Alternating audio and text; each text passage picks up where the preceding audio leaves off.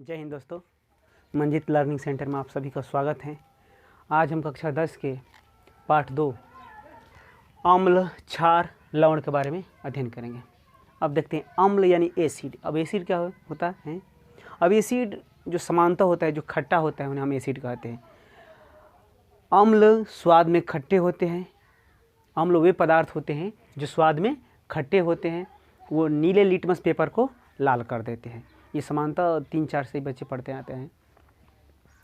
तो अब आर्हेनियस के अनुसार, हालांकि 10वीं में इम्पोर्टेंट है, आर्हेनियस के अनुसार अम्ल वे पदार्थ होते हैं जो अपने जलीय विलयन में, अब जलीय विलयन क्या होता है जी? जलीय विलयन मतलब घोल होता है। अम्ल वे पदार्थ होते हैं जो अपने जलीय विलयन में H+ आयन देते हैं। अपने जलीय विलयन में H+ आयन देते हैं, उन्हें हम अम्ल कहते हैं। एक बार और समझते हैं। आर्हेनियस के अनुसार, आर्हेनियस एक वैज्ञानिक थे, आर्हेनियस के अनुसार अम्ल वे पदार्थ होते हैं जो अपने जलीय विलयन में H+ आयन देते हैं। अब देखते हैं, आयन के आधार पर अम्ल 2 प्रकार के होते हैं।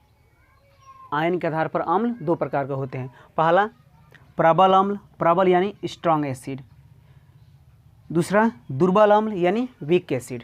तो प्रबल अम्ल, प्रबल अम्ल वो अम्ल हैं जो अपने जलीय विलयन में पूर्णतः आयनित हो जाते हैं, माने H+ पूरा उसमें पूर्णतः आयनित हो जाते हैं, उसे हम प्रबल अम्ल कहते हैं। एक बार और समझते हैं। प्रबल अम्ल, प्रबल अम्ल वे अम्ल होते हैं जो अपने जलीय विलयन में पूर्णतः आयनित हो जाते हैं, उन्हें प्रबल अम्ल कहते हैं। जैसे HCl, हाइड्रोक्लोरिक अम्ल। HCl का है जी, इसे हम कहते हैं हाइड्रोक्लोरिक अम्ल है ये। H2SO4, सल्फ्यूरिक अम्ल। सल्फ्यूरिक अम्ल, ये है नाइट्रिक अम्ल। हालांकि इन लोगों का नाम जानना भी आवश्यक है। तो प्रबल अम्ल में हाइड्रोक्लोरिक अम्ल, H2SO4, सल्फ्यूरिक अम्ल, HNO3, नाइट्रिक अम्ल आते हैं। अब दुर्बल अम्ल, एक जानने लायक बात है, ये सभी जो होते हैं अम्ल, ये प्रयोगशाला में बनाए, इसलिए इन्हें खनिज अम्ल भी कहते हैं। प्रबल अम्लों को हम खनिज अम्ल भी कहते हैं, क्योंकि सभी कहीं ना कहीं प्रयोगशाला में बनाए जाते हैं। दुर्बल अम्ल यानी वीक एसिड। दुर्बल अम्ल वे अम्ल होते हैं जो अपने जलीय विलयन में पूर्णतः आयनित नहीं होते हैं। दुर्बल अम्ल वो अम्ल होते हैं जो अपने जलीय विलयन में पूर्णतः आयनित नहीं होते हैं, इन्हें हम दुर्बल अम्ल कहते हैं। हालांकि ये प्रकृति में पाए जाते हैं, इसलिए इन्हें हम कार्बनिक अम्ल भी कहते हैं। दुर्बल अम्ल को हम कार्बनिक अम्ल भी कहते हैं, कार्बनिक अम्ल भी इसे कहते हैं। अब देखते हैं, दुर्बल अम्ल वे अम्ल होते हैं जो अपने जलीय विलयन में पूर्णतः आयनित नहीं होते हैं। जैसे HCN, हाइड्रोजन साइनाइड।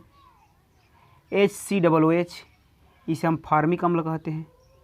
ये चींटी के डंक में पाया जाता है, मधुमक्खी के डंक में पाया जाता है, ये फार्मिक अम्ल है। ये एसिटिक अम्ल है, एसिटिक अम्ल जो सिरका में पाया जाता है, ये एसिटिक अम्ल है। दुर्बल अम्लों को हम कार्बनिक अम्ल कहते हैं, क्योंकि प्रकृति में सर्वाधिक ये पाए जाते हैं। एग्जाम्पल ये हाइड्रोजन साइनाइड, फार्मिक अम्ल और एसिटिक अम्ल। अब प्रबलता के आधार पर, प्रबलता आधार मतलब हम देखिए, अम्ल जो होता है प्रकृति का संक्षारक होता है, अर्थात ये कपड़े पर, कागज़ पर आदि पर ये गिरता है तो उसे ये नष्ट कर देते हैं। तो जो सबसे अधिक प्रबल अम्ल होगा वो सबसे अधिक संक्षारक होगा, बहुत खतरनाक होता है, जिसे हम एसिड कहते हैं। देखिए, प्रबलता के आधार पर एसिड सबसे अधिक प्रबल HCl, हाइड्रोक्लोरिक अम्ल होता है। फिर नाइट्रिक अम्ल होता है, इसका उपयोग होता है जो पुराने गहने होते हैं, कहीं चांदी वांदी बदरंग हो जाते हैं, या शादी विवाह के मौके पर जो पुराने गहने होते हैं उन्हें पालिश वालिश दिया जाता है, उसमें सब में ये नाइट्रिक अम्ल का ही प्रयोग होता है। सल्फ्यूरिक अम्ल, ये बैटरी का पानी इसे कहते हैं। H2SO4, ये सल्फ्यूरिक अम्ल है। ये अभी पढ़ के आए हैं, ये एसिटिक अम्ल है, ये कार्बनिक अम्ल है, ये हाइड्रोजन साइनाइड है।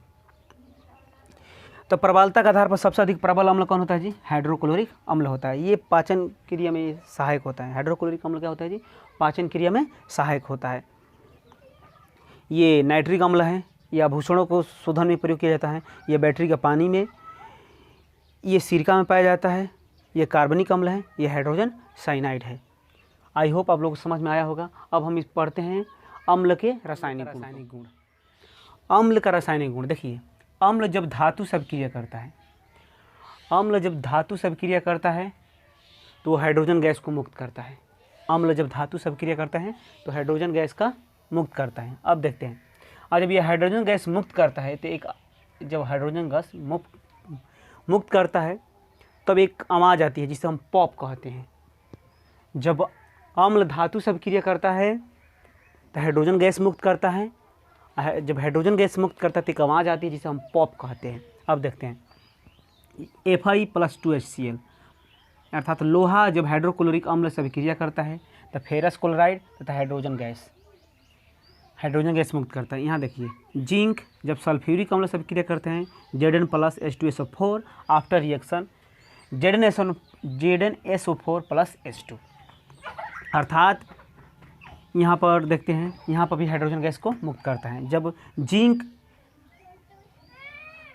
हाइड्रोजन सल्फेट से अभिक्रिया करता है तो जिंक सल्फेट तथा हाइड्रोजन गैस मुक्त करता है। अब देखते हैं अगला गुण, जब अम्ल धातु कार्बोनेट से अभिक्रिया करते हैं, देखिए यहाँ हिंदी पढ़िए, धातु कार्बोनेट प्लस अम्ल अभिक्रिया करता है तो लवण, कार्बन डाइऑक्साइड तथा जल बनाता है। एग्जाम्पल यह है, कैल्शियम कार्बोनेट तथा हाइड्रोक्लोरिक अम्ल आपस में अभिक्रिया करता है तो कैल्शियम क्लोराइड जल तथा कार्बन डाइऑक्साइड गैस मुक्त करता है। जब अम्ल धातु कार्बोनेट से अभिक्रिया करता है तो लवण, कार्बन डाइऑक्साइड तथा जल बनाता है। एग्जाम्पल लिखे हैं, CaCO3+2HCl आफ्टर रिएक्शन CaCl2+H2O+CO2। अब देखते हैं, जब धातु ऑक्साइड के साथ अभिक्रिया करता है, ऑक्साइड यानी ऑक्सीजन के साथ अभिक्रिया करता है, धातु ऑक्साइड के साथ अभिक्रिया करता है, धातु ऑक्साइड के साथ जब अम्ल अभिक्रिया करता है तो लवण तथा जल बनाता है। देखिए, CaO calcium oxide 2HCl hydrochloric अम्ल जब अभिक्रिया करता है तो कैल्शियम क्लोराइड तथा जल का निर्माण करता है। तो ये एग्जाम में बहुत इंपॉर्टेंट होता है। जब अम्ल धातु ऑक्साइड के साथ अभिक्रिया करता है तब ये लवण तथा जल बनाता है। कैल्शियम ऑक्साइड प्लस हाइड्रोक्लोरिक अम्ल after reaction calcium chloride plus H2O यानी जल का निर्माण करता है। अब हम देखते हैं अम्ल का उपयोग। अम्ल में सबसे पहले अम्ल का उपयोग में सल्फ्यूरिक अम्ल, सल्फ्यूरिक मतलब अम्ल मतलब H2SO4। सल्फ्यूरिक अम्ल का उपयोग लेड बैटरी में, बैटरी का पानी में जो उपयोग होता है वो सल्फ्यूरिक अम्ल होता है। पेट्रोलियम उद्योग में, पेट्रोलियम का निर्माण जब होता है तो उसमें सल्फ्यूरिक अम्ल का उपयोग होता है। प्लास्टिक के निर्माण में, कृत्रिम रेसे बनाने के लिए, जो मानवकृत रेसे होते हैं उसे बनाने के लिए, रेयान सियान वगैरह बनाने के लिए हम सल्फ्यूरिक अम्ल का उपयोग करते हैं। उर्वरक यानी खाद के निर्माण में भी हम सल्फ्यूरिक अम्ल का उपयोग करते हैं। सल्फ्यूरिक अम्ल बैटरी का पानी, पेट्रोलियम उद्योग, प्लास्टिक, कृत्रिम रेसे तथा उर्वरक बनाने के में इसका उपयोग हम करते हैं। अब देखते हैं नाइट्रिक अम्ल। नाइट्रिक अम्ल को सोरे का अम्ल भी कहा जाता है। नाइट्रिक अम्ल सोने चांदी का आभूषण का शोधन में किया जाता है, अर्थात सोने चांदी के जो गहने होते हैं उन पर पालिश के लिए भी हम नाइट्रिक अम्ल का उपयोग करते हैं। उर्वरक के निर्माण में यानी खाद के निर्माण में, औषधि यानी दवाइयाँ बनाने में और विस्फोटक बनाने में भी, बम बारूद बनाने में भी नाइट्रिक अम्ल का उपयोग होता है, यानी विस्फोटक बनाने, विस्फोटक पदार्थ के बनाने में भी नाइट्रिक अम्ल का उपयोग होता है। अब देखते हैं हाइड्रोक्लोरिक अम्ल। हाइड्रोक्लोरिक अम्ल ये भोजन पाचन में भी इसका उपयोग होता है। वस्त्र उद्योग में कपड़ा रंगने के लिए इसका उपयोग होता है, और कोई लोहे वोहे के चादर हो उसे रंगने से, कलई से पूर्व उसे हम साफ़ करने में भी हम हाइड्रोक्लोरिक अम्ल का उपयोग करते हैं। हाइड्रोक्लोरिक अम्ल की जब मात्रा पेट में सबसे अधिक हो जाती है तो मनुष्य में एसिडिटी होने लगती है, जिससे धुआं ढेकार सब आने लगते हैं। आई होप आप लोगों को समझ में आया होगा। अब हम पढ़ते हैं बेस यानी क्षार।